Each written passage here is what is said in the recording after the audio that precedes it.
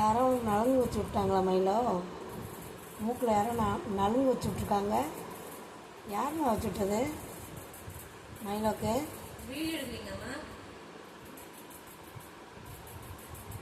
நலங்கு வச்சுருக்காங்க பிள்ளைக்கு.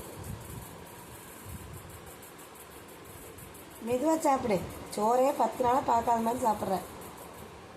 ஆமாம். இங்கே பாரு, வீடியோ பாரு. இங்கே பாரு மயிலை பாரு, வேலை பாரு. இங்கே பாரு.